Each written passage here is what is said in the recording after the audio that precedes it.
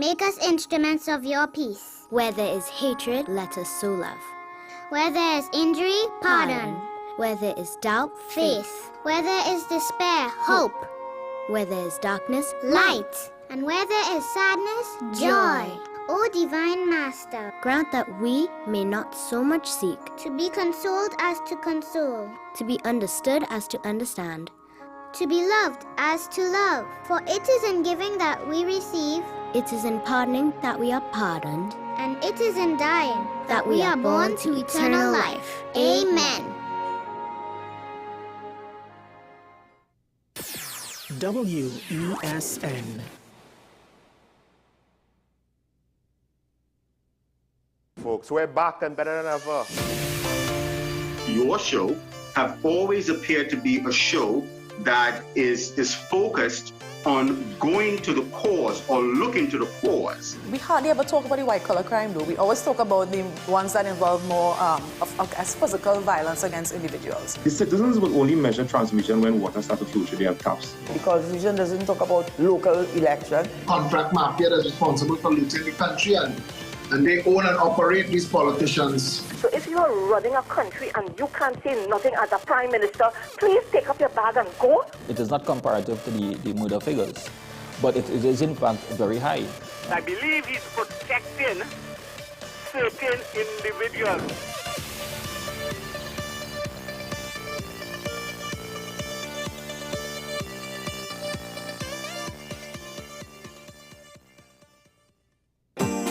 Money is something we all deal with, but how many of us truly understand it? What if you could make better decisions with your money? Decisions that secure your future, protect your family, and bring you peace of mind. I'm Darren Jacobs, and I'm here to help you make sense of your dollars. Welcome to Dollars and Cents, the show that breaks down the financial world in ways that matter to you. No jargon, no confusion, just real conversations about money, your money. So join me every Wednesday at 10 a.m. on WESN for Dollars and Cents. WESN.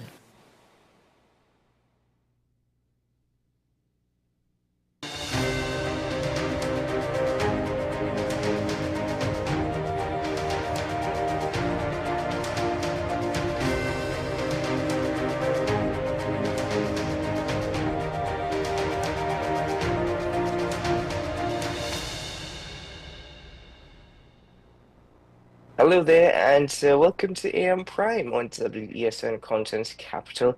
I'm Keaton Shaw. Thank you very much for joining us. The sun is rising and shining upon a new day and a new week in Trinidad and Tobago.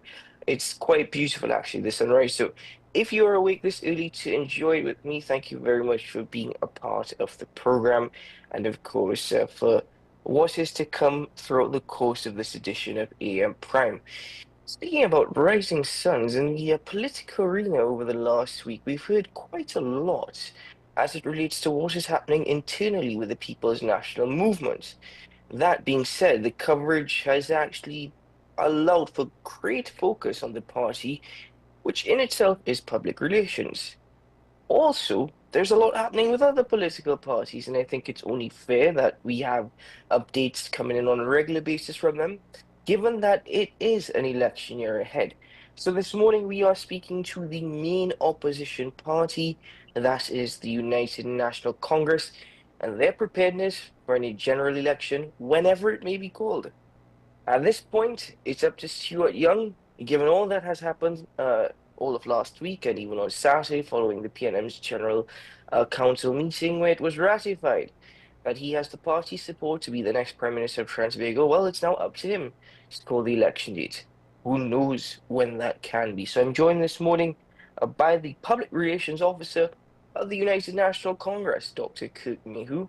Good morning, sir. Welcome to the program. Good morning. Thank you. And welcome to you and your viewers as well. Good morning and Happy New Year. Happy New Year to you too, indeed, sir. Thank you very much. And of course, it is going to be a busy year. It's already started, actually, with all the busyness associated with a general election. But Dr. Mayu, quite bluntly, we do not know when the election date is to be called. Of course, some notice would be given, but how prepared at this point is the United National Congress, the party, and its candidates in respect to general election? Well, as a party, we've been prepared for years. We've been calling for elections. Immediately we've been calling for, a couple of years. So we've been on the ground. We have regular meetings. We have our data gathering. We have our constituency executive mobilized. We have our people on the ground. We're in the process of selecting the candidates right now for the election as well. And we are ready for an election to be called immediately. The party is in a state of readiness. We have a pavement report on Tuesday in Debe High School, and we have them all over the country regularly. And this gets our supporters and our counselors, our activists primed. And if you look at these, they're broadcast on social media. And sometimes televised on TV as well. You would see our venues are packed. Our people are ready. We are fed up. The country is fed up, and so we are really all set. Well, being all set, but to date, the United National Congress has only presented, I believe, 7 or 8 candidates. What about the other 30 or 35 plus? Yeah, well, we are in the process of the screening. We have I can't remember I don't believe we released the total number of persons who've applied. Neither the government hasn't. The PNM haven't screened all their candidates as well. No election date has been called. The candidates are, we are dotting our T's, dotting the I's, crossing the T's, and it is all, it's all in place, it's all in train. And if it is that it's called tomorrow, we'll just speed things up, but we'd rather not speed things up at the moment. On the ground, we've had constituency coordinators for years where there are no MPs. Like Anil Roberts, for example, in St. Joseph, who was working the ground for years. And although he was not selected as the candidate, he is a team player and is working very closely with the candidate there, Devesh Maharaj. And the situation is like that in all constituencies, not only the marginals. We've had these things operational for years. Dr. Mayu, with all due respect, you sound as though you're trying to reassure yourself, and you yourself sound unsure as per the preparedness, at least in relation to candidates for the election. No, I wouldn't say that. But in terms of the candidates, yeah, we did not release what the total figure is. So I don't know, but we have for each constituency, several candidates. For some of them, we have like 10, 20, others less, but we have hundreds of nominations filed. There's a lot of enthusiasm to represent the party on the ground. As it relates very high quality candidates. As it relates to the opposition leader, actually, before I get to that, you mentioned Anil Roberts, and Anil Roberts, as you said, has been working on the ground for a number of years in the constituency of St. Joseph as a custodian, and in that regard, he did put forward his nomination papers for the United National Congress for that constituency. In the end, it came to Devesh Maharaj, attorney at law. But how has Mr. Roberts responded to this as an individual who has worked so hard in the constituency, as you've mentioned? He's been absolutely 100% on board with the party's decision. He organized the first meeting of the activists, the councillors, the constituency executive in St. Joseph. I was there. I was sitting at the head table as well with him and the candidate and the constituency executive. There is no issue there at all. He is a team player, and as Mrs. Prasad Bisesa said, I mean, there are 41 seats and there are hundreds of candidates.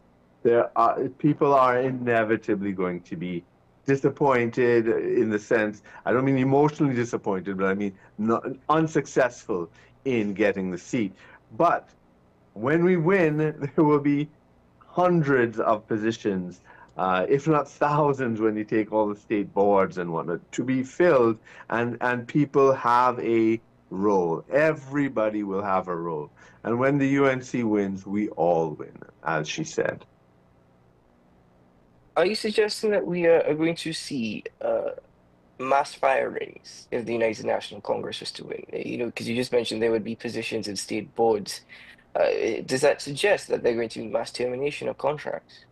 There may be. There very well may be. I mean, a lot of these boards in our country are totally staffed by incompetent people, by political hacks, by people who have no business being there. Not all, but many, many very important institutions in this country, which is why things from national security to energy to education, everything has been falling apart. Infrastructure. This government has put in a whole hundreds, if not thousands, of square pegs in round holes. So we have to fix that, definitely. And in that regard, I'm assuming that, of course, this would be done through legal parameters, or of course, I'm hoping that in the sense that they're going to be performance reviews at least. Absolutely. We have to turn this country around. Everything has collapsed under this country. The energy sector, national security, the economy in general, the non-oil economy, which is based on so much on the foreign exchange, which is so unequally distributed. All these things have to be turned around, and you can't turn it around by appointing hacks. You can't turn it around by just putting in faces. We have to put in competent, able people in all of these immediately, right away. We are in an SOS situation in this country.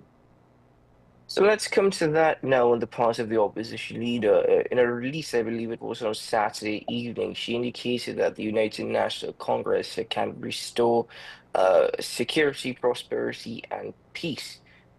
But these comments are all well and good. These comments are fine. But up until this day, we still have no idea exactly how. I mean, we've heard the criticisms and we've heard the promises. How are we going to get to that point? We've for years we've been giving our plans, and on Tuesday you can hear it again.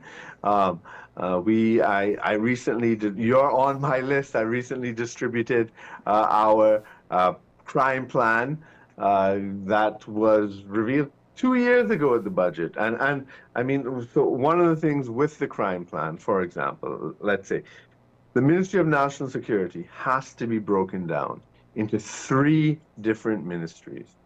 One is the Ministry of Justice, which was dismantled by the PNN. And this Ministry of Justice, their focus has to be on the efficiency of the courts. We cannot have this injustice that exists in the country of people languishing in remand yard or elsewhere, just in cases that are pending years and years and years. This is a dysfunctional justice system that needs to be fixed and needs special attention. So we have to have a Ministry of Justice. Then, in terms of the crime fighting itself, we have to divide it into home affairs, which is actually what the Ministry of National Security was originally called when we were independent, the Ministry of Home Affairs, and that was Patrick Solomon, who was our first Minister of Home Affairs, and the Ministry of the name eludes me what we had, but it was for external security, right? And because these are 2 separate issues.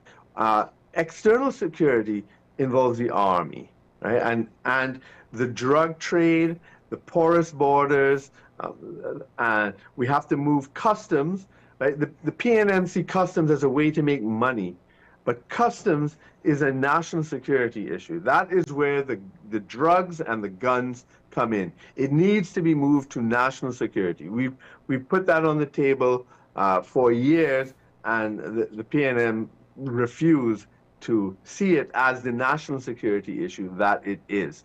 And then, of course, the police deals with the citizen, and that's in home affairs, right? So a lot of times, people don't understand the difference between the army and the police. The army is there to deal with foreign attacks, and it's not really supposed to be used against our own people.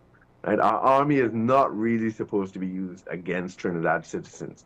But when we have to, yes, we have the joint patrols, and when the UNC were in government, we did have army police joint patrol, but that needs a special type of legal framework. But the army really should be. You see, we have an army and we have a Coast Guard, which should be upgraded to like a Navy, but we don't have really enemies. Maybe Venezuela, but Barbados is not going to invade us.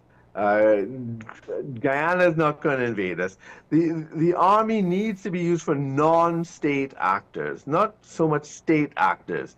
It is for all the drugs, contraband, human trafficking, and guns that are going through our waters and are not properly patrolled by this government that has our assets sitting in Stobble Bay, and I believe many are being repaired abroad. If you remember the press conference, the last press conference that the Prime Minister had, one of the reporters asked a question about how many vessels are in operation, and the Prime Minister went to bite off that reporter's head and said he was not going to answer that in his typical crude style.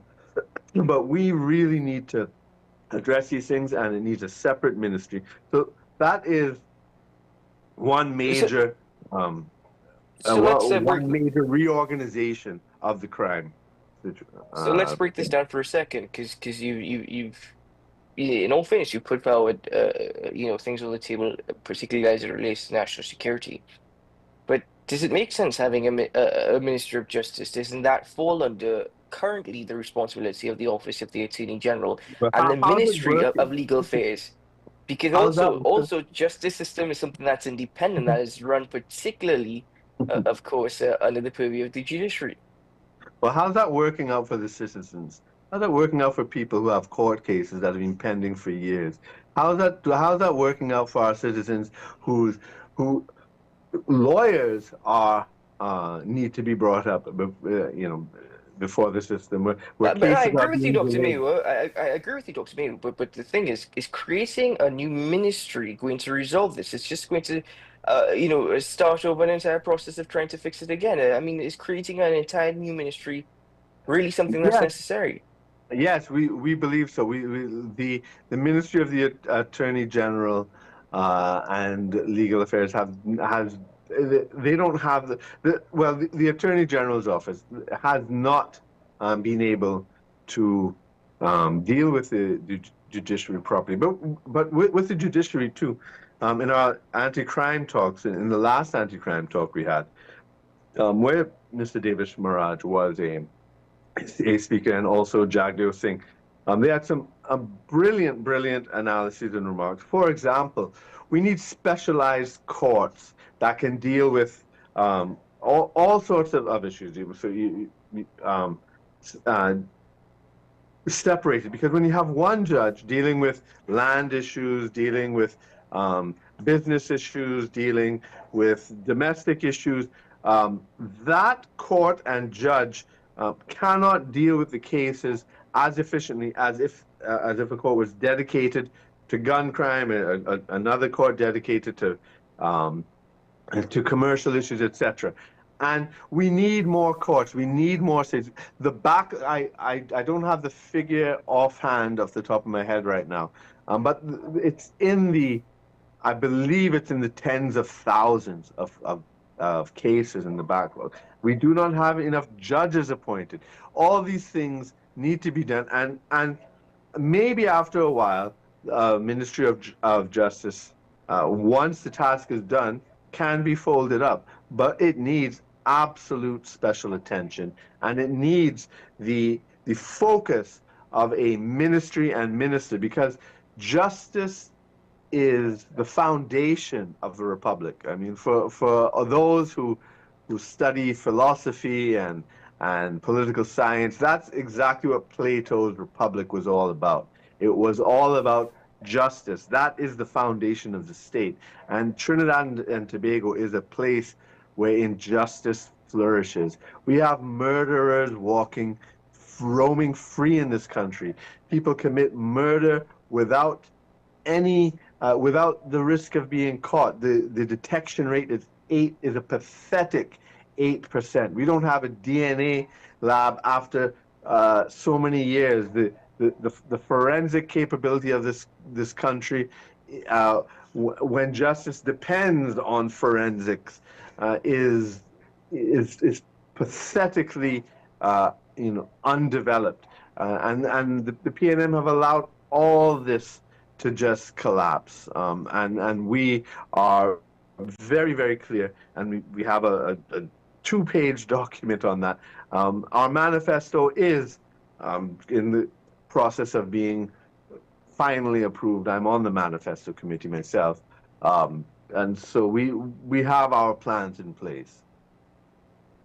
Well, of course, begs me to question whether or not what you're suggesting will indicate that the United National Congress, if it enters office, would have 3 ministers under the purview of national security. Of course, one for justice, one for internal security, one for external security. Yeah, we will. We will. And in that regard as well, can't that cause possibly some sort of conflict, in the sense that you've got 3 ministers? It's not new to have a minister and a ministry, a junior minister and a chief minister, but 3 ministers is something that is can cause potentially some conflict, especially when it's split up to internal and external security, as well as justice. Yeah, no, well, they are very different things. The patrolling of international crime, dealing with international drug dealers and international organized crime is a very different thing than dealing with local crime as well, and it requires a different type of specialization, partnerships, etc. That frankly, I have not personally worked with the TTPS, but from my understanding, the TTPS are not adequately staffed and resourced for that. And the Army we need to deploy our Army for non-state external threats. To have an Army there, which we do, when we have no wars.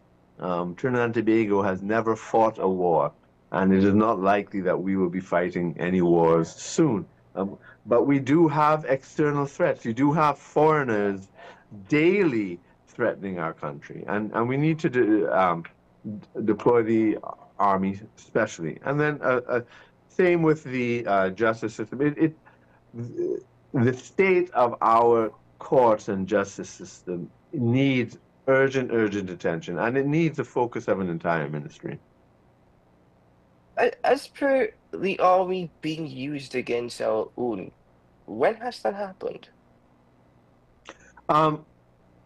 It hasn't really as such, but I'm just saying that the Army's purpose is to be used for foreign enemies.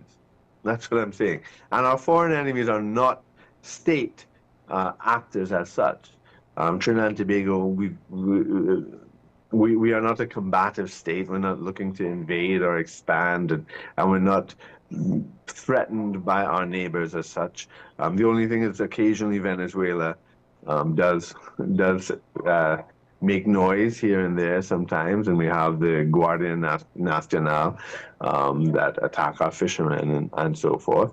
But yeah, all I'm saying is that our army needs to be deployed against external threats, and when they're not being used, it is a waste of having an army, and especially when we are harassed and more than harassed, when we are under threat by foreign actors who are, in a sense, enemies of the state, although they are not state actors. So I'm specifically organized organized crime, international organized crime. Moving forward, you said that the people are fed up and that the United Nations Congress again is going to rescue and restore security, prosperity, and peace. That's the opposition leader's words, actually, via her release. As it relates to an economic recovery plan, what is the United Nations Congress proposing? Well, we need rapid economic growth. Right? We absolutely need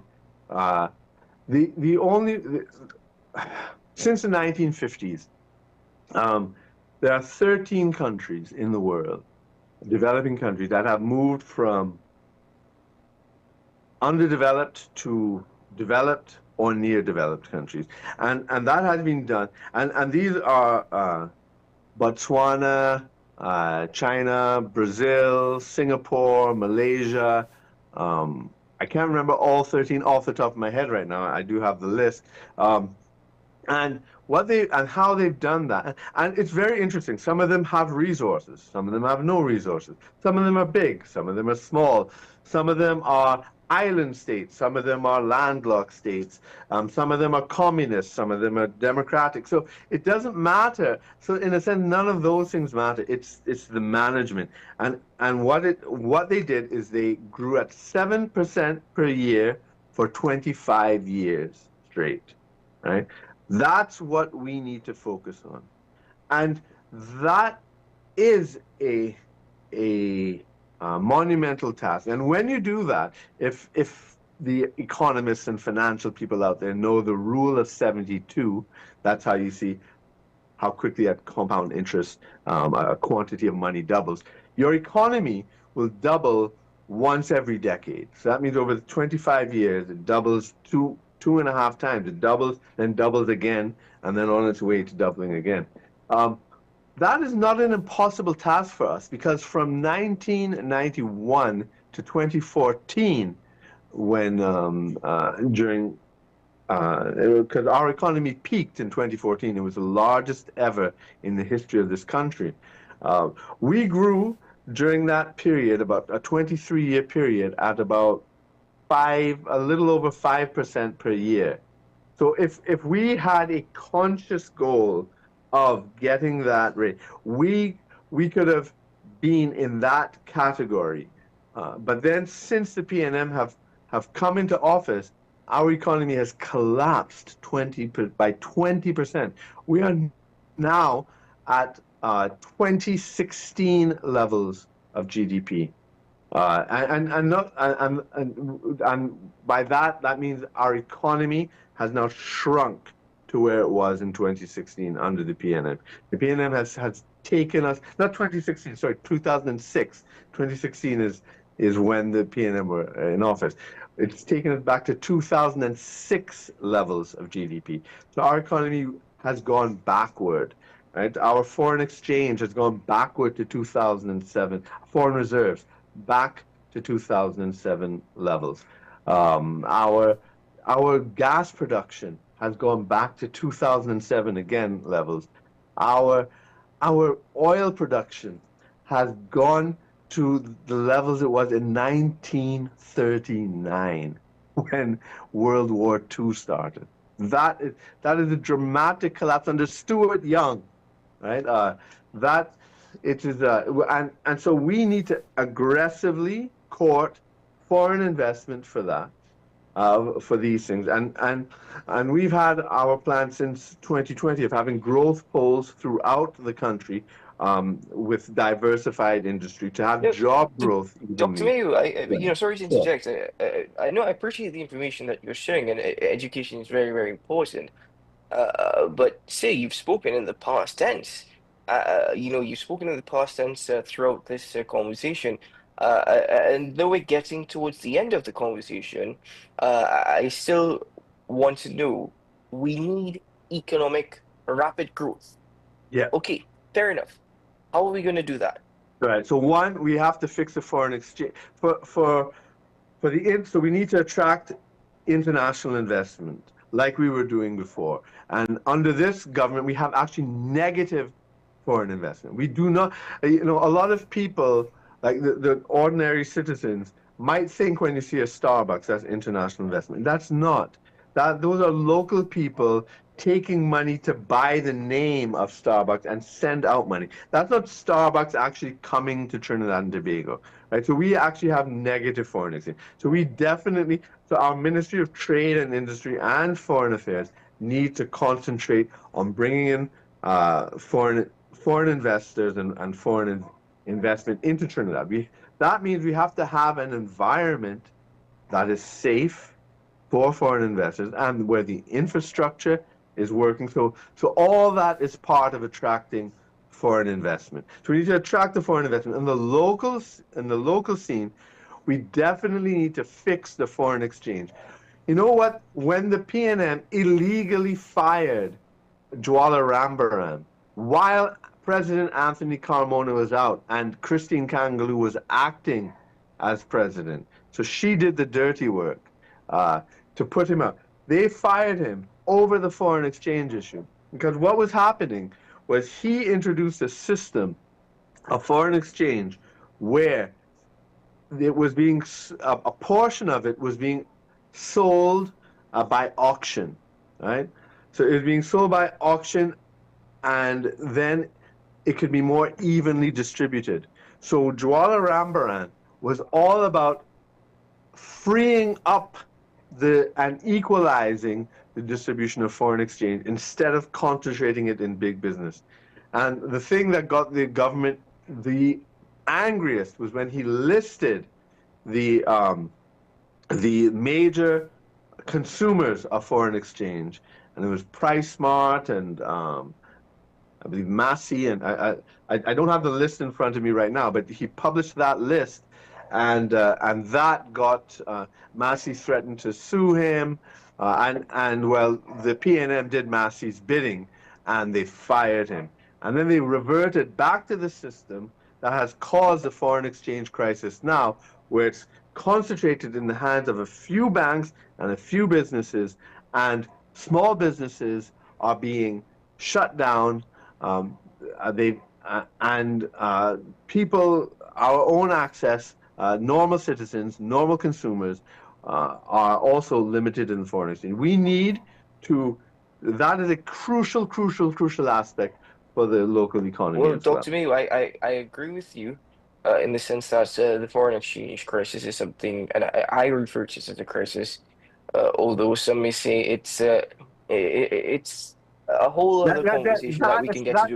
You see, that is such dishonest semantics by this government, right? We are in a we have been in a recession for until 2022, and they denied it, and there is a crisis.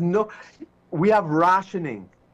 That is a crisis. We do not have access. Everywhere else in the Caribbean, you don't have these problems, right? So this is PNM trying Dr. Mayo, to tell I think this conversation, right, up is down, and black is white. I think this conversation deserves part 2 because we're going to have to end it now. But thank you very much for your time this morning, sir. And of course, we continue to observe what is coming from the United National Congress, and we will have further conversations in due course. But thank you very much, sir.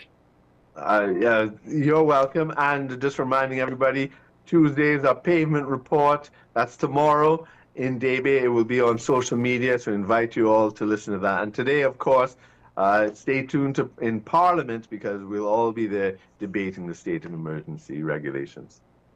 Thank you very much, sir. All the very best. Okay, bye. Ladies and gentlemen, we take a break here on AM Prime. We will return shortly. Stay with us.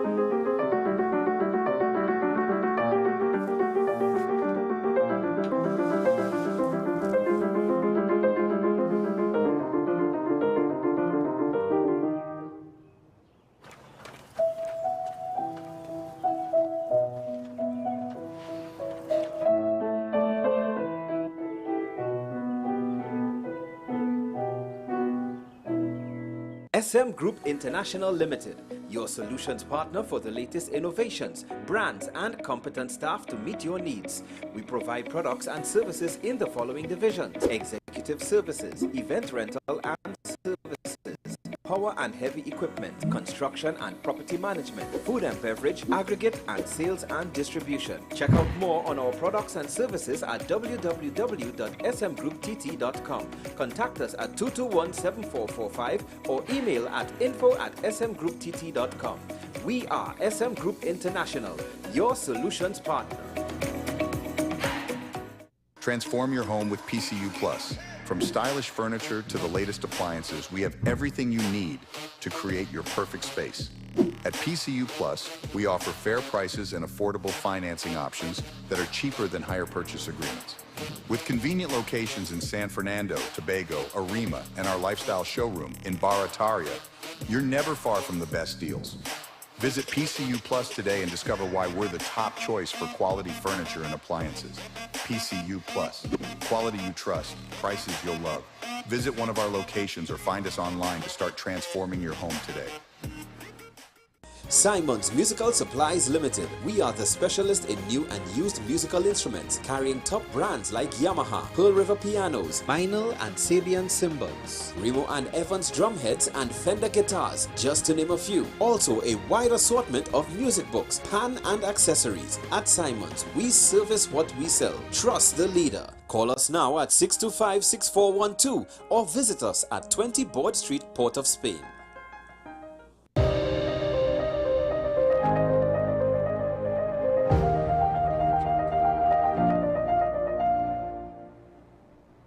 Welcome back to the program, ladies and gentlemen. Thanks for being with us. We continue the conversation this morning, focusing on opposition parties heading into a general election again, whenever that date may call. But this particular political leader had what I think was the most brilliant response to Prime Minister Dr. Keith Rowley when he indicated that Stuart Young will be the next Prime Minister. I thought it was one of the most brilliant responses.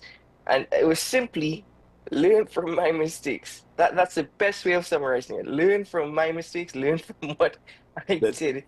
I was speaking about Watson Solomon Duke, political leader of the Progressive Democratic Patriots. Good morning, sir. Welcome to the program. Good morning, and good morning to viewers on your wonderful stations. Happy to be here.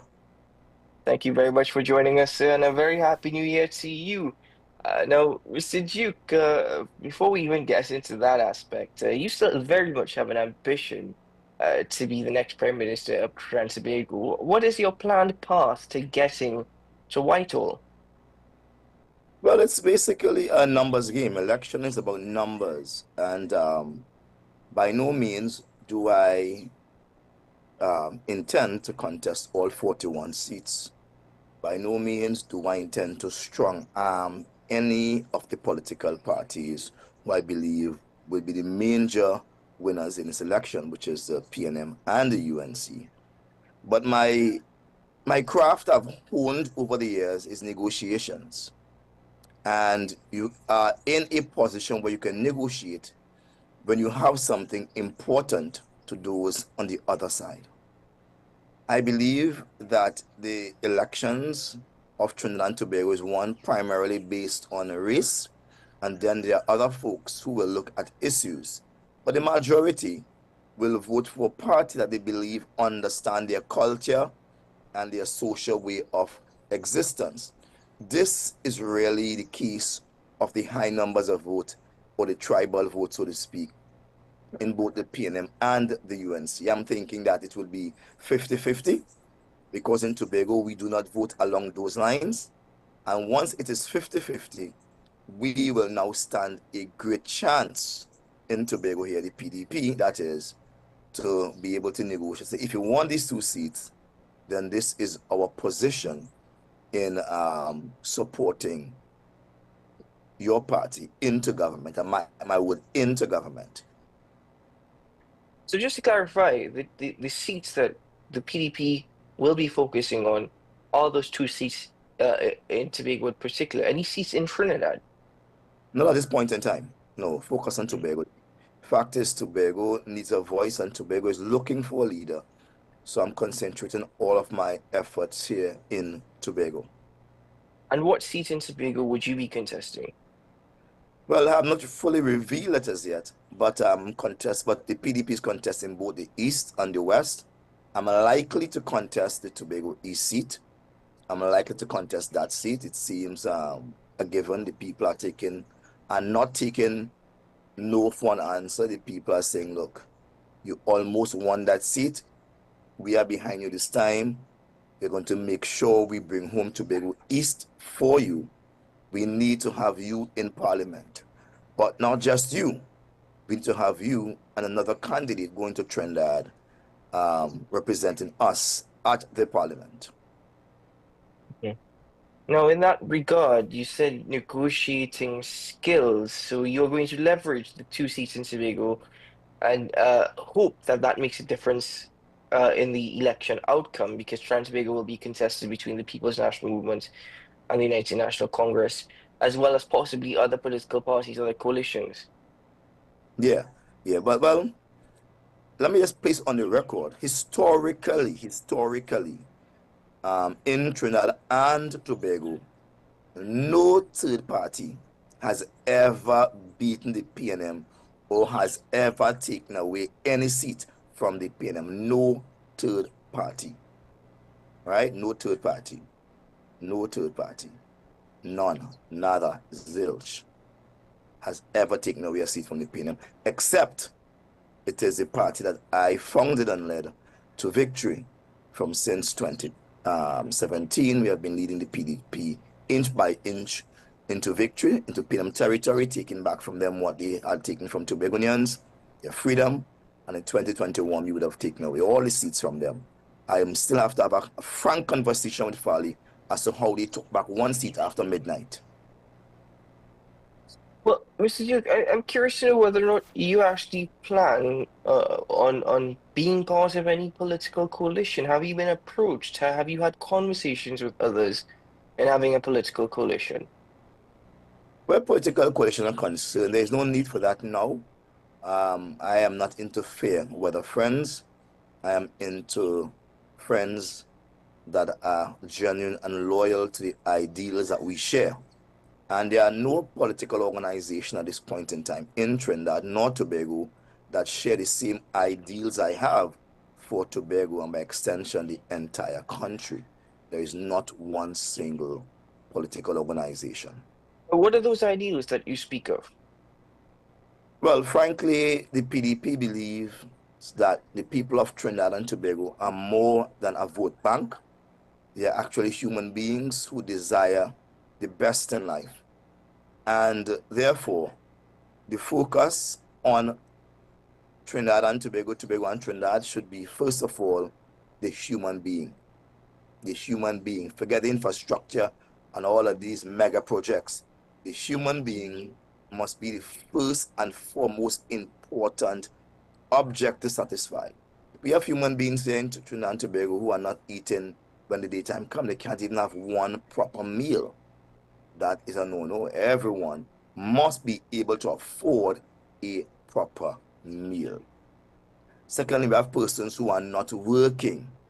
And there's so much things to do in Trinidad and Tobago. We have to ensure we put the nation back to work.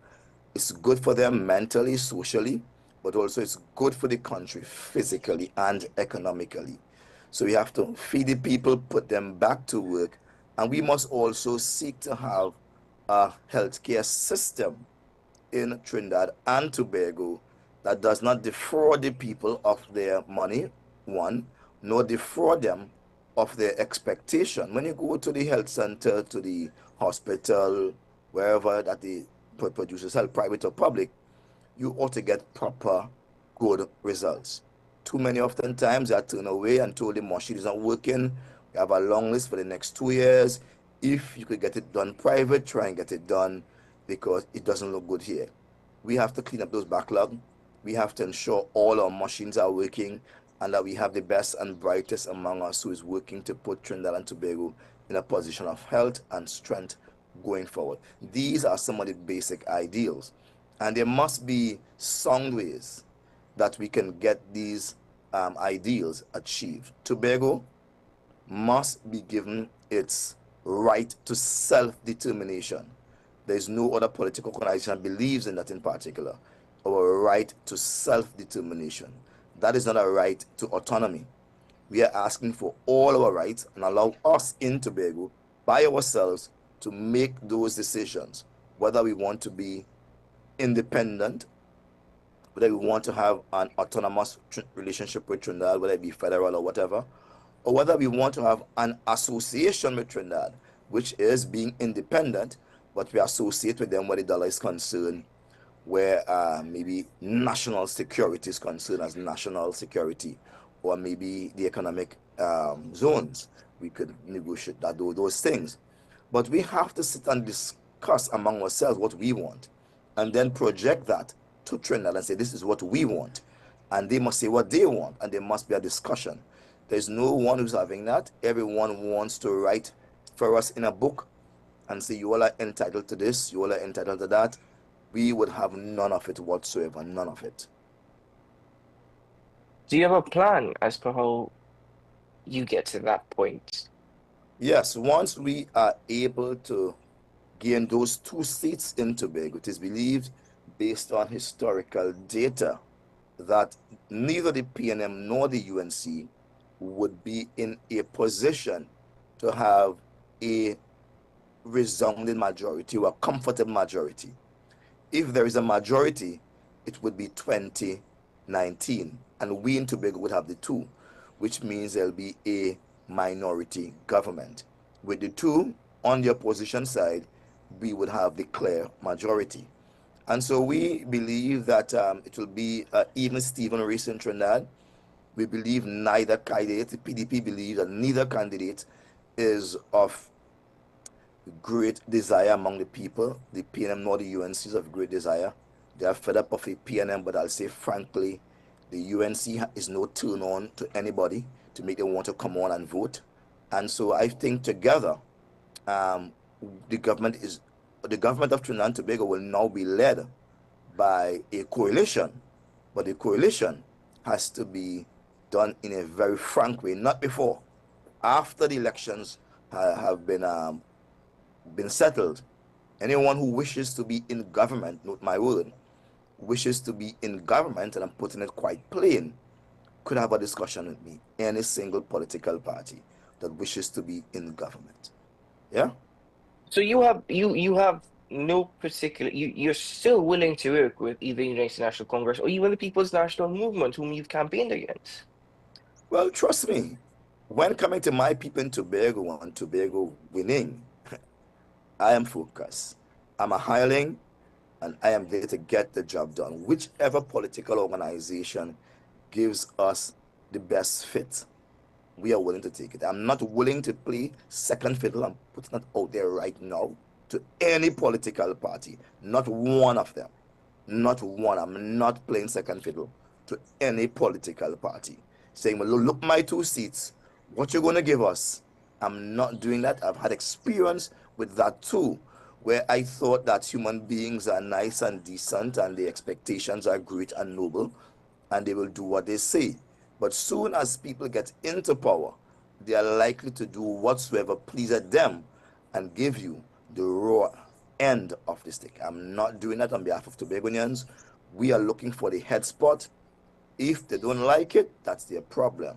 But I'm saying to you, we are going to lead the executive. Do I have the experience? Of course I have the experience. I've led the public service for 12 years, and those were marvelous years that I've led the public service of Trinidad and Tobago. Whosoever comes into government, they must be capable of leading the public service.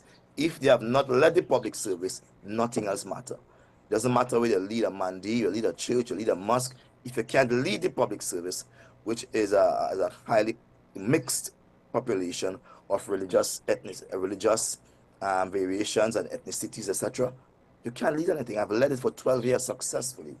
So I'm now ready, I think, for the next notch up, which is to lead this country. There are technocrats who are fair and balanced, who are ready to work and develop this country. It's time that we stop the partisan politics and build Tobago and Trinidad and Tobago in a way that looks attractive in the eyes of the populace. In respect to those who have expressed interest in working with the PDP, for the PDP, and even running as a candidate, what has that been like? Well, it's a lot. A lot of people have expressed interest, but once bitten, twice shy. I've had bad experience with people who will say the right things before the elections, and after the elections, they're like dragons.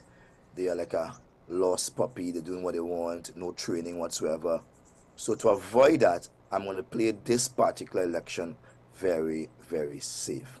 And we are going to ensure that the person selected to run the West, as likely I'm going to run the East, would be the best candidate, who is straightforward, who appreciate the ideals of the party. Do you think your party is still attracting voters, though? Do you think your party is still attracting the support that is necessary or is needed? Well, we are the only political party that has ever beaten the PNM, I said, so it's no, still on the record, we still carry the weight. We still carry the weight. There is no one else on the political record of EBC that has ever defeated the PNM apart from the UNC. There's no one else. We are the only party that have defeated the PNM, and not just a narrow defeat, a wipe out, completely wipe out. And that's not national elections, though, Mr. Duke. Well, we're talking Tobago. I'm not competing national, I'm competing in Tobago. And if we have done it already, certainly we can do it again. There's something called muscle memory. If you have ever been to the gym, or you have ever been doing any kind of physical exercise or anything physical, there's something called muscle memory. Even when you drive, you don't have to map out the way home again. Your mind just goes exactly where it's supposed to go, at the right speeds, expecting the wrong turns at the right time, etc. So muscle memory is still rife in the minds of Tobagonians. They are still not very appreciative of the PNM, and they still have not gotten familiar with who Farley is. So therefore, they're going to go to the place where they are quite safest. Watson Duke has maintained my national profile. I've maintained my objectives. I've been one way since I know myself. If I talk now, I talk next 20 years, the same person you're seeing, very forthright, very down to earth, and a man of the people and for the people. That has not changed. Tobago is looking for a leader. They're not looking for a little boy with a toy who's lost. In that regard, Mr. Duke, what about the executive of the PDP? I mean, we know you to be political leader, but does the PDP have an executive? Of course, we do have an executive. We are having one meeting next week. So we have our executive. We meet from time to time. I spoke with the chairman yesterday. I mean, yeah, we are fully functional. But the PDP is not one of those political organizations that uses the executive for a rubber stamp and say, look, we're having a big executive meeting, we're having a general council meeting or a conference. We are not that. We are people who say what we mean and mean what we say. We are true to our words, and we involve the public also to participate. So it's not just strictly executive. Public participate. They have a large say as to how I campaign and whether I campaign or not. Yeah? We always involve the public. And in respect to a manifesto, we would be hearing of that from the PDP soon? No, you will never hear a manifesto from the PDP. We have never done a manifesto. The other political organizations, they have done manifesto. When we put something together, it is called a mandate. Mandate, which means it is the will of the people for their political organization. So we put that forward, and we have always have resounding support for that from the public again. It's a mandate rather than a manifesto. Well, Mr. Duke, I want to thank you for joining us. I mean, there's lots more to look forward to coming from the PDP and, of course, from you. And I will say that you will officially announce your candidacy when the election date is called. But we thank you very much for informing us. Tobago East is what you would be looking at this morning. Thank you very much, sir. Thank you very much. Have a nice day. You too. All the very best. Well, ladies and gentlemen, Watson Solomon Duke, a political leader of the PDP, joining us on the program this morning, focusing on Tobago East as his priority, but of course the PDP will also have a candidate fielding Tobago West. We thank him very much for his time, and quite interesting, last point that he made, it's a mandate, not a manifesto, and Mr. Duke has made some quite a number of points this morning. So we thank him for his time on the program. But let's take a break here. We've got some more stuff for us to get into this morning, particularly as it relates to sports. We haven't had a conversation of sports for quite some time, but the world of cricket seems to be shaking up a bit with the potential for two-tier test cricket system. Now, we'll get into the details when we return. Stay with us.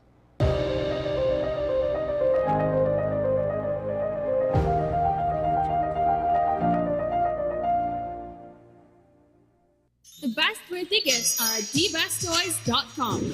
Shop for the best brands you love at the best prices. Like VTech, Leapfrog, Fisher-Price, Play-Doh, Hot Wheels, Barbie, Cocomelon, LOL, Baby Alive, Crayola. Visit us in-store at Forces Flagship MacBean. Shop online now at thebesttoys.com. Order via call or WhatsApp at 32DBEST to order. And remember, we have the best toys at the best prices. Do you need treatment for obesity or any related abdominal procedures? The community hospital now offers minimally invasive laparoscopic surgery done by an American-trained, board-certified surgeon with over 20 years' experience. Give us a call at 235-5479 for more information. The Community Hospital of Seventh-day Adventist, where good private health care is affordable.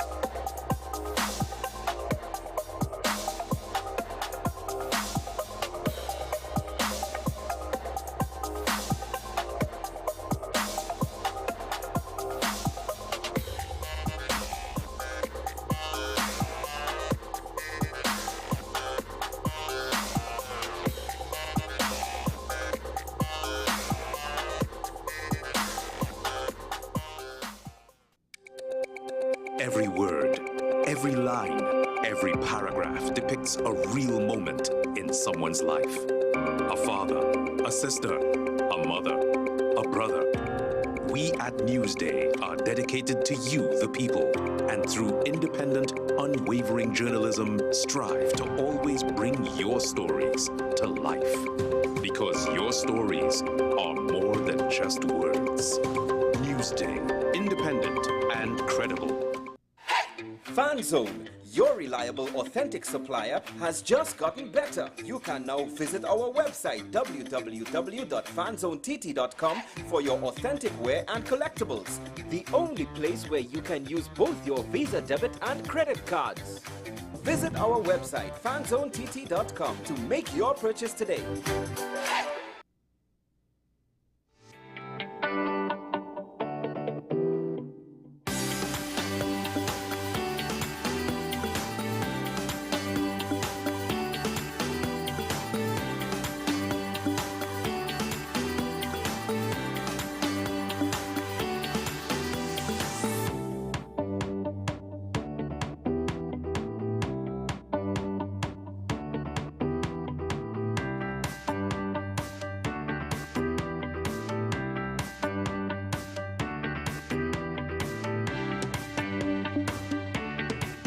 This is 10 Questions. I'm Andy Johnson. The distance from where we should be in the world in going forward on our commitments with climate change. The effects of climate change that cannot be accounted for, it's called loss and damage. And we're seeing loss and damage happening so much more in this decade and the previous decade. The principal term there was this question of the correspondent banking issues. That is why we're trying to build capacity with this country here, Trinidad and Tobago, and other countries in the region. Man is not showing any signs of stopping or even slowing down. More than half of the forest in Trinidad is already gone. All the plants and all the animals and all of the nice clean water and fresh air and everything had to be on this planet for humanity to have a chance. We have small change when it comes to countries that can take decisions, and when they speak, the world listens. The General Assembly is a very democratic forum. And Trinidad and Tobago has the same vote as Canada, in spite of the obvious difference in size.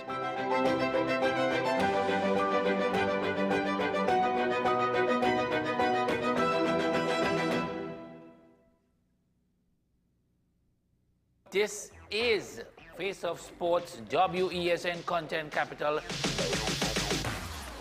How you felt about the kiss on the lip? That's the business. I'm not to do with that. I find that was distasteful. The national senior team, whether you like it or not, that is the model for all other teams to follow.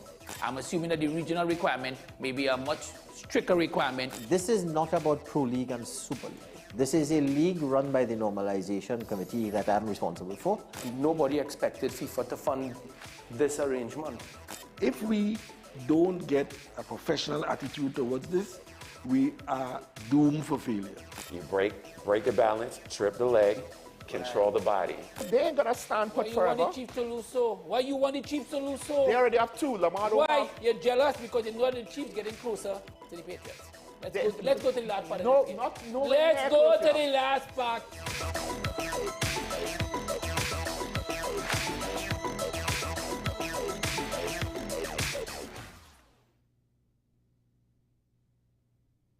Between the Bank and the Gutter, a novel about street dwellers in Port of Spain.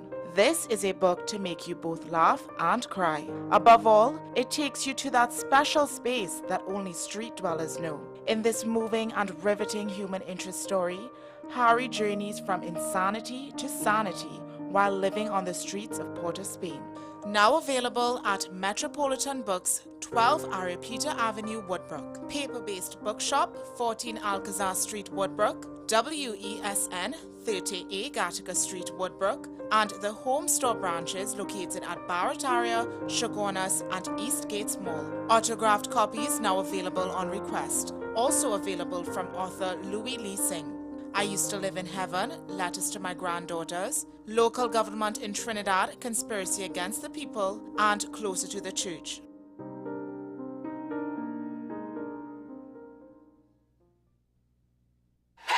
FanZone, your reliable, authentic supplier, has just gotten better. You can now visit our website www.fanzonett.com for your authentic wear and collectibles. The only place where you can use both your Visa debit and credit cards. Visit our website fanzonett.com to make your purchase today. SM Group International Limited, your solutions partner for the latest innovations, brands, and competent staff to meet your needs. We provide products and services in the following divisions: executive services, event rental and services, power and heavy equipment, construction and property management, food and beverage, aggregate and sales and distribution. Check out more on our products and services at www.smgrouptt.com. Contact us at 221-7445 or email at info@smgrouptt.com. We are SM Group International, your solutions partner.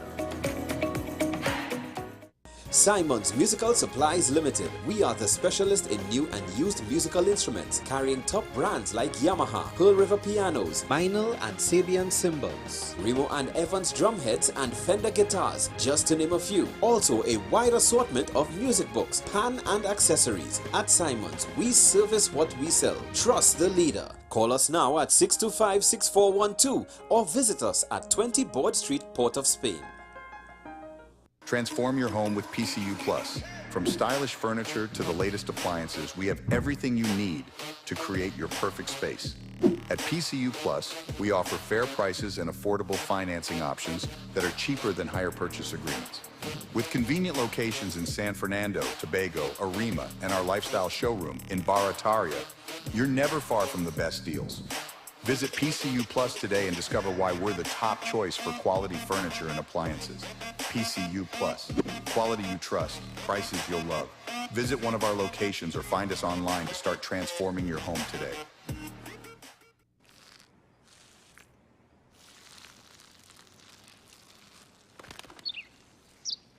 Maybe he landed here totally by coincidence. But if by chance he's admiring your fresh coat of Benjamin Moore soft sky blue, well, that's a pretty high compliment. Coming from an expert.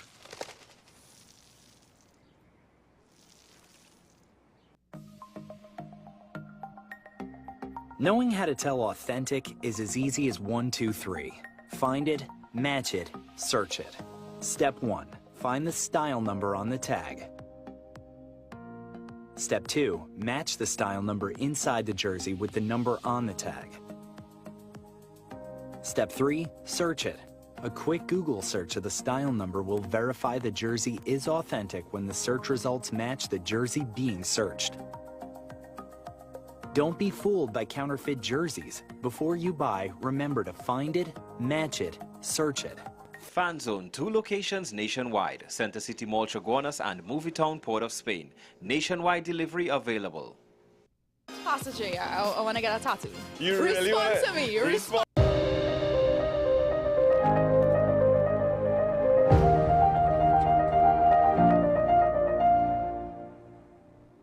Welcome back to AM Prem, ladies and gentlemen. So, the International Cricket Council is set to meet. Members of the Cricket Council and various cricketing boards are set to meet over a proposal for 2 tiers of the World Test Championship. This could see nations such as Australia, India, England, South Africa, Pakistan, Sri Lanka, and New Zealand in Tier 1, top tier, with teams like West Indies, Bangladesh, Ireland, and Zimbabwe making the 2nd tier. Now, it has drawn criticism. It has also drawn support. Details of exactly how this would work, inclusive of whether or not there will be a relegation and promotion aspect, it has not been defined. Now, the president of Cricket West Indies, Dr. Kishore Shallow, who is on the board of the ICNTT, indicated that he has not been approached and nothing has been said to him. They're playing a wait-and-see game, but West Indies legends such as Sir Clive Lloyd have indicated that they're very much deeply disturbed by this. So let's get some analysts in the program this morning to get some analysis, and I'm joined by Lester Cassimy. Good morning, Mr. Cassimy, and welcome back to the program. Good morning to you, sir. Morning, and thank you very much. A very happy New Year to you, and thank you very much for joining us on the program. Now, starting with this, I mean, what was your initial thoughts in relation to the possibility of a 2-tier Test Cricket World Championship? Let me say that there are 3 things that I want to say up front. 1, it's a power grab.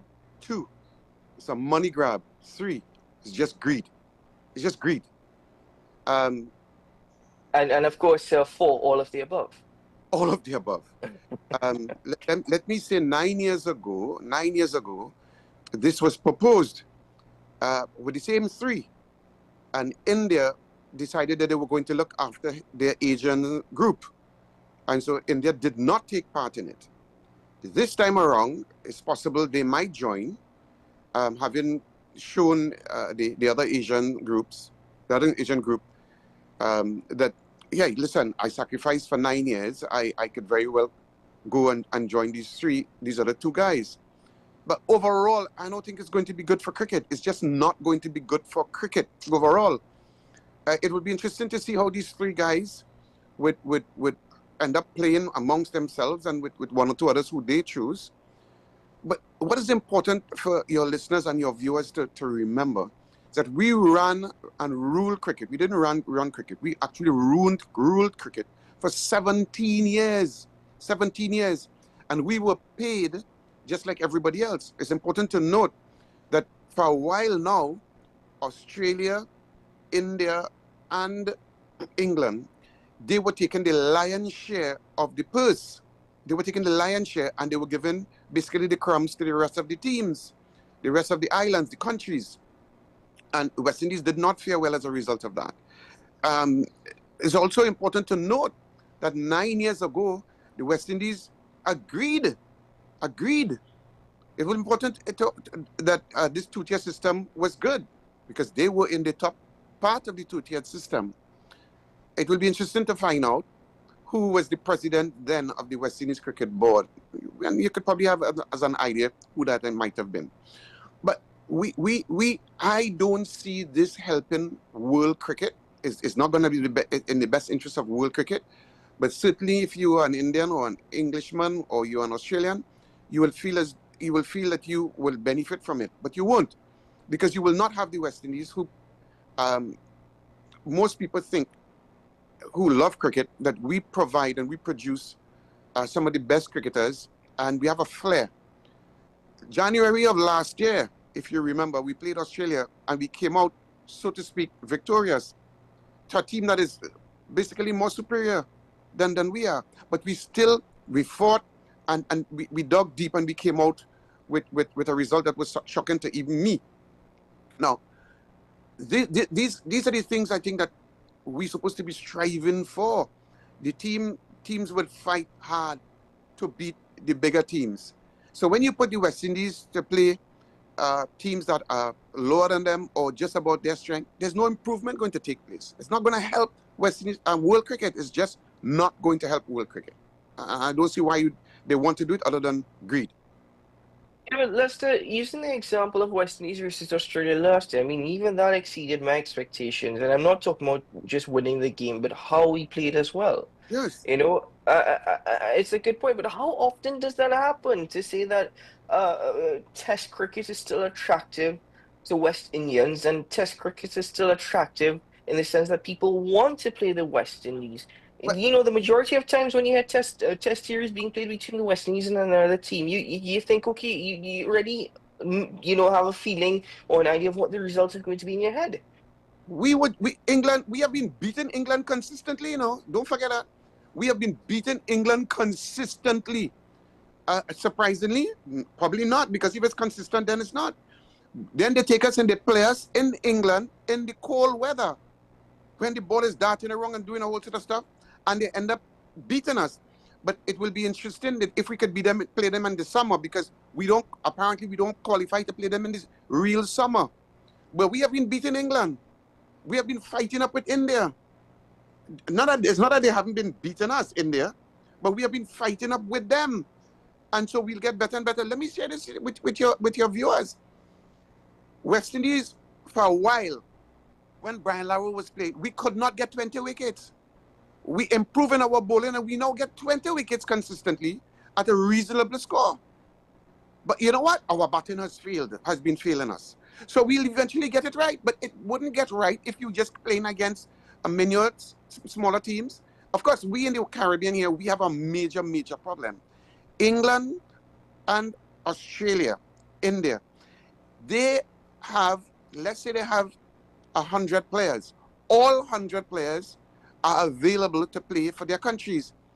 In the Caribbean, because of how they treat us, and we don't have enough money to put into Test cricket or to give our guys money, these guys have to fend for themselves, and they leave. They go to India, Australia, they go all over the world to do T20, and we lose them. The better players we have, they go and they play. So if we could get the monies that they want to take away from us, if we could get that money and put it back into Test cricket or put it back into the board, and so that they could disseminate it properly, we then might have a better chance of keeping the better players. You tell me why Shai Hope is not playing Test cricket. You tell me why. So, and I just call him. Well, T20, she was initially a Test cricket player, one of the most naturally talented batsmen in West Indies cricket, but T20 is just too attractive financially. That's right.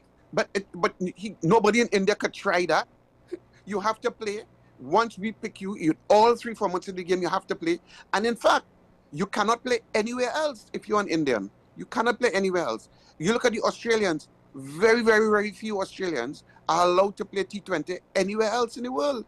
They keep them And so they keep fit, they're healthy, and they're ready to play Test cricket. Our guys, they right now, we have a whole set of guys in Sharjah right now, because that's how they have to earn a living, and you can't be against them. But the guys from Australia and from India and England, by and large, they stay in their home countries, they get their rest, they earn a fair amount of money, and they stay there.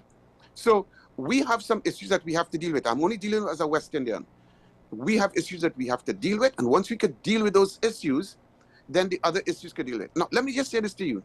I don't want to fool your people to let them believe that in the West Indies, unfortunately, we have bad management. Our problem is bad management. Right, we have been having that since the guys went to South Africa, since Carrie Packer, bad management. It continued right through up to today, bad management. We have a guy who is on the board. We have a guy who is on the board. You just call his name, a doctor. And he is saying he does not know. And this thing has been discussed all over, and he does not know. So, so you're just a pillar, you're just a post? And he's a doctor. So I'm saying we have been suffering. We played a World Cup, we won the World Cup. The president was sitting at a hotel opposite our guys. He never even went and visited them. We have had bad managers, bad people controlling our West Indies cricket. So I'm not going to blame those three guys. I'm blaming someone who could come up with the idea that we could have a two-tiered system. And this is not like World Cup football where you have 180 countries, 200 countries, and you have to weed out to get to 32 or to have 24 at one time. So I'm saying, what is the problem? What's the problem? It's greed. Story done. Well, the thing is that, okay, we spoke about West Indies as an example this morning, but teams have to tick boxes in order to play Test cricket. Afghanistan is one of those teams who just started playing Test cricket and have already shown some level of potential. A team that has been one of the teams to look at when it comes to T20 cricket. What does this mean for them as well? Afghanistan haven't beaten anybody. They're going to go through their process. They are very good at T20. That's a shorter version of the game. But they haven't beaten anybody of note. They've been beaten. But you have to give them the chance. You have to give Afghanistan the chance to come up against Australia. And so they will know where they need to improve. But you cannot just not pick them. And so you go with 17 players. 7 might do well and the others wouldn't do so well. But you know you're rotating the others. But you cannot not have Afghanistan in the mix. And Afghanistan is not, you're talking about Zimbabwe. Zimbabwe has been treated the worst out of all of the test playing countries. All. Some countries refuse to play against them totally. So I'm saying, but they can't improve. They can't improve. No, they wouldn't improve. So how do you get that to happen? How do you get that to happen? Now, if the real problem is, when we play against England, there's a good crowd. England play against Australia, in Australia or England, that's a good crowd. They just had a record crowd. England playing against Australia. I don't know if you watch that. I watch all 5 games, not every minute of the game. But I'm probably the first one going to tell you, that was a fiasco. That was miserable cricket. 3 days, each game lasted 3 days, and people say, well, good cricket. That's not good cricket. That was horrible cricket. You play for 5 days. You play for 5 days to go and watch real cricket, and on every occasion, you probably see less than a full 3 days of cricket. And everybody, yeah. No, it was poor cricket. Because when I put aside my 5 nights to watch cricket, I had to do something else with the other 2 nights. I had a friend left Tobago, Wesley Orr left Tobago and went to Australia with his wife. That's real money. And he only seen 3 days of cricket all the time. No. So when you could tell me that you only want the best team to play against the best team and they could only play for 3 days, something is wrong. Something is wrong. Probably the T20 have gotten people to play faster cricket. I don't know. Australia had a guy, he went out there and from the first ball he started whooping. And he whooped very well. He scored 76 or something like that. That is not test cricket. Not test cricket. You have the wicketkeeper from England, from India. He's playing some kind of dotted shots all the time. Pant. And feels that that's supposed to be good enough for me. No, that is not test cricket. And you're coming up against some of the best bowlers in the world, some of the best batsmen in the world, and you cannot get a 5-day test match. How come Gary Sobers and they used to play 5-day test match and struggling to finish it, and you come out with a winner? Now every game and still dominate cricket from the 70s and 90s. Right. So you're sure you're getting a winner now after 3 days. You're sure you're getting a winner, except if rain wash out 2 days play. You ain't sure what's gonna happen. Rain has to intervene. No, you need to. We need to stop that kind of thinking. That's a Trump kind of thinking. It's just money, money, money, money, money. That doesn't do good for us. As far as I am concerned, that is horrible. Even if we were in the top tier, I had the view then. I have the view now. That is not good for pulling people up. And this is the problem with the world, you know. When I am up, I'll lick you down. No, when you are up, you pull people up. That's what you do. So that when the time comes, you will have probably a proper playing field. The West Indies wasn't always up. But then when we started getting the Gary Sobers and the 3Ws and the West Hall and Lance Gibbs, we started to compete. And we started to beat people. And they started to beat us. And so there was competition. Nobody could tell me that there was competition in this last test series that went between Australia and India. That was nothing. That was wasting my time. Isn't it amazing how India was decimated? I'm shocked. I'm shocked. One of my favorite players, of course, is Sharma. And Sharma was like, and this is the problem we are faced with, you know. And of course, Kohli. These guys are doing something that is unbelievable. If you're working in North Sea oil, you could dead any time. You cannot leave until you play in Mr. Paternity and going to see baby born, you know, because you ain't getting back another job. These guys are going to see baby born and coming back, and they are a part. They're not their real selves. They're not. Since Kohli stayed last time when they played against Australia, Kohli has not been Kohli. And now Mr. Sharma, he is not Sharma. And so we're seeing this consistently happening. But again, it's greed, and more greed. And I don't know what's the power grab about, because they have the power. India has the power to do whatever they want with world cricket. They could do what they want because they're the ones who owns the real purse. Oh, well, actually, that's a good point, Nestor. So, do you think that the ICC is too heavily influenced by the three big nations in Australia, India, and England? Do you think they're too influenced by them? Everything. Listen to me. To run cricket in the West Indies, it's extremely, extremely expensive. It's more expensive than all the others. Let me just share this so your listeners understand. In New Zealand, there are 2 countries. There are 2 islands. Australia, they're basically 2 islands. That's it. With the West Indies, there are 7,000 islands, basically. And so, move from one island to another, you have to go by plane. There ain't no boat unless you're going to Tobago. And they're not going to take people and take them to Tobago by boat. And there's no set of cricket playing in Tobago. So, and something that I didn't realize, cricket is played in summer. Well, we only have summer. We only have heat and rain. But in summer, in winter, in those other countries. So they come down to the Caribbean. So that's peak season. So airfare is more expensive, hotels more expensive, and you have to find a place to put these cricketers. So it is more difficult for cricket and cricketers to operate in the Caribbean because it's more expensive. While it's been more expensive, what you find happening is that we get less money from the powers that be to run this organization. Not to mention that we have bad managers and they are paid very well. Let's not forget that they are paid very well, especially when a certain man was the president. So let's take a look at some of those who were in favor of it. Ravi Shastri, who played for India from 1981 to 1992, he's indicated that. What country? What from? India? No. Fair point. But he says this is something that'll give us some sort of excitement, something to sink our teeth into. Listen, I like Ravi Shastri's commentaries. I like Ravi. I liked him as a player. I saw him as a young man. I think I'm a bit older than him. I like Ravi Shastri and his success as the manager of the Indian team. Well, that's where it stops actually, but he has a view, and I have to respect his opinion. But I don't agree with him at all. I don't, obviously, I don't. and so does Clive Lloyd, and so does many others. I don't agree with him, and I will never agree with him on this issue. Well, you know, Michael Vaughan, former captain of England, also is in favor of it. But again, I know your response would be, from which nation is he from? What about Ireland? No. And Stop. Let's stop okay, there. go ahead. Where is Michael Vaughan operating out of now? He's just a columnist for Telegraph.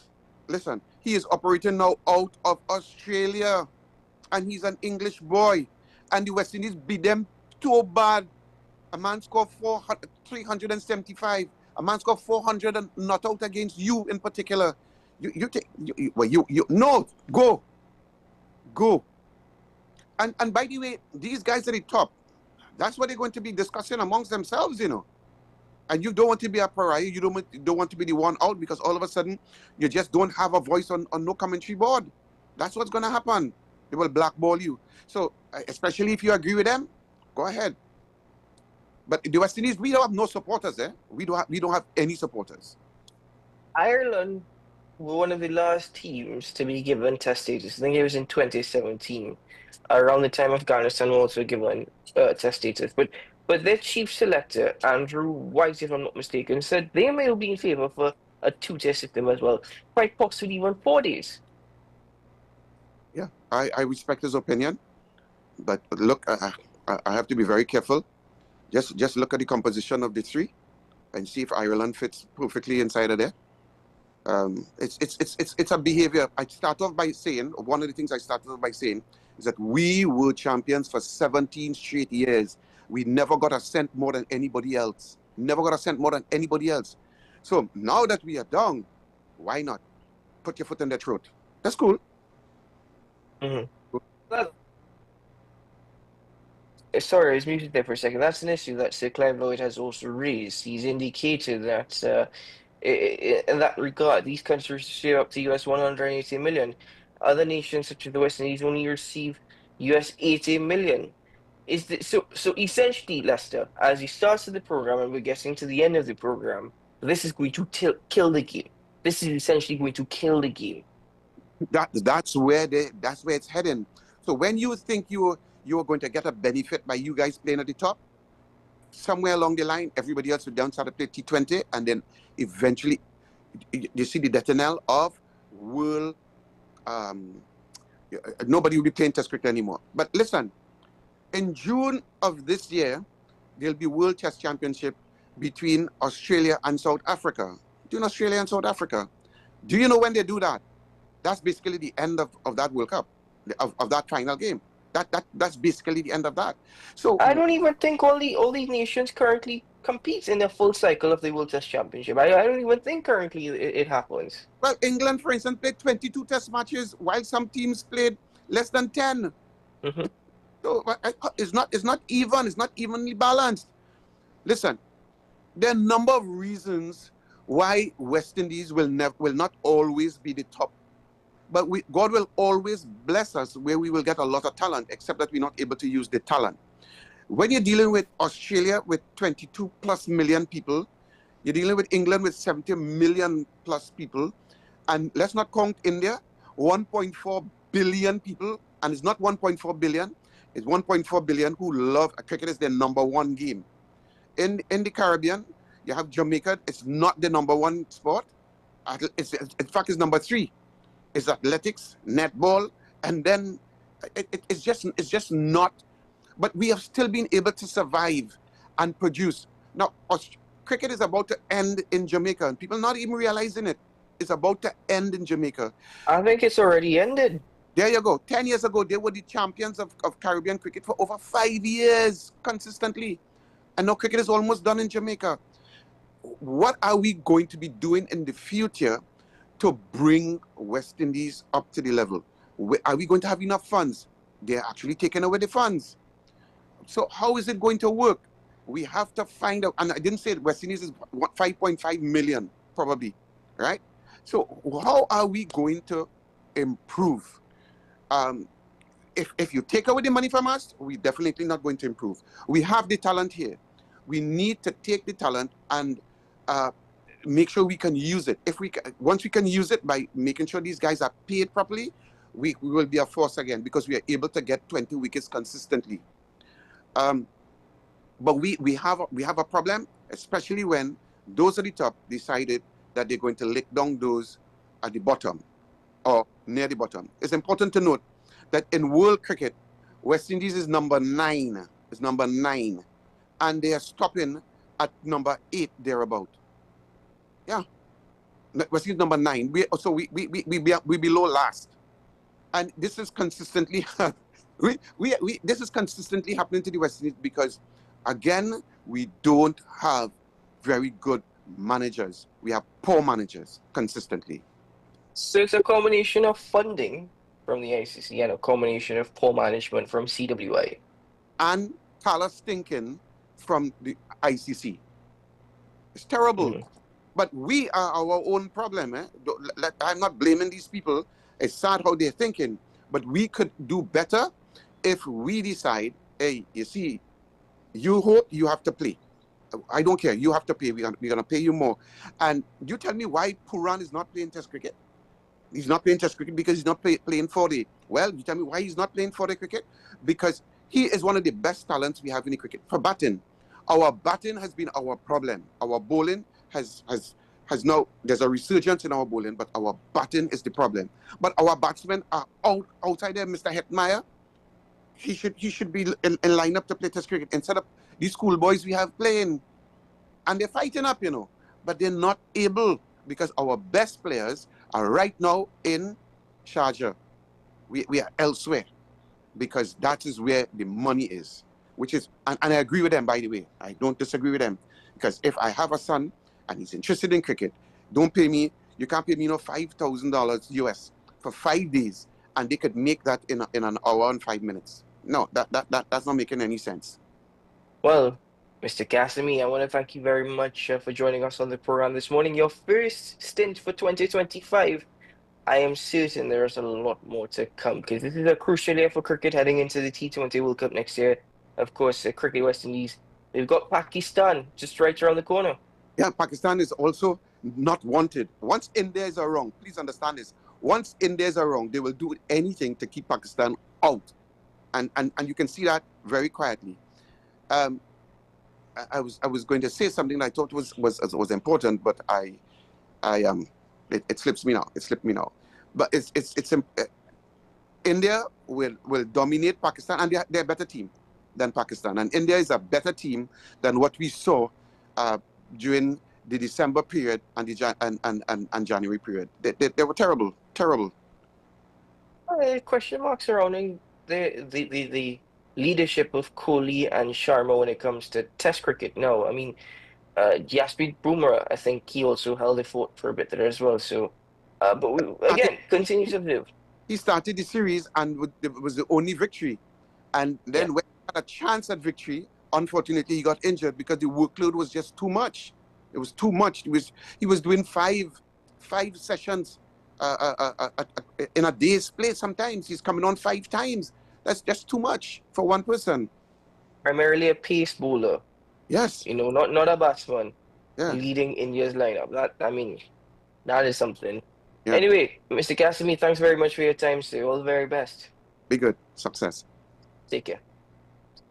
Thank you very much to Lester for joining us on the program this morning. Always a pleasure having him on at AM Prem. We always look forward to his analysis of what is taking place in the cricketing world. But this 2-tier Test Cricket Championship is something to keep your eyes out on. Jay Shah, of course, leading the ICC at this time.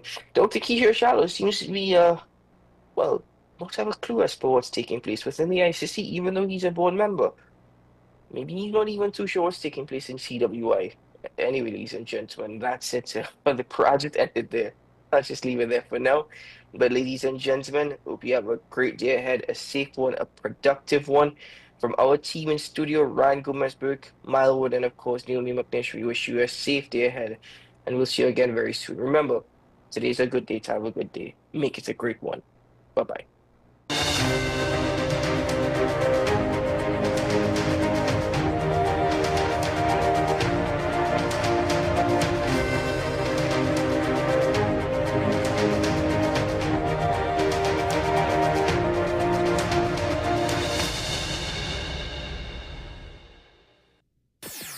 WESN.